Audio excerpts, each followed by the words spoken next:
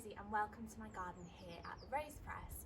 I know a lot of you have been asking me about how to plant up a shady border. Now my garden I'm quite lucky, it's got a mix of shade and full sun, and this border along here, because the sun comes from that direction over the fence, creates a shady border all the way along up this side. But I guess just some top tips if you've got a shady garden, maybe your whole garden is shady, or maybe like me you've just got a strip where later in the day it's in the shade. And I think it's important first of all to understand what a shady garden means, and often a garden with full sun means that it gets 6 hours of sunlight every day, and usually a shady garden is 2 hours of sun or less.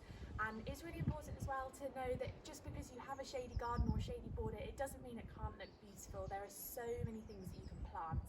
So one of my first top tips is to do right plant, right place. So rather than trying to plant loads of plants that love full sun, it's much better to plant things that love shade. So a few examples are hostas. So I've just planted one, I've got another 2 to go. These absolutely love the shade. Other things that love it are lots of bulbs, so things like bluebells. What else is there?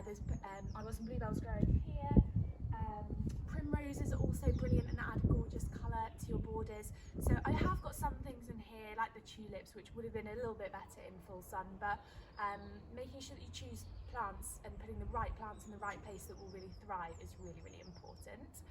The second one is that often there's a lot of plants that have lots of green foliage. So I'm recommending hostas, and they do have flowers, but it's mainly the foliage that creates that kind of luscious green feeling. But you can also plant and grow flowers from seed. So things like nicotiana are brilliant in the shade, and they also have a gorgeous scent in the evening, which is brilliant for when if you're sitting outside in the evening and you want to have some nice colour and some gorgeous flowers as well.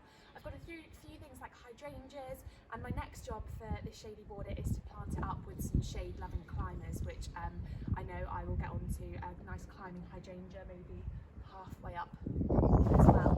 So there's lots of different things that you can do to create a gorgeous shady border. There's loads of information on my blog, my inspiration blog online.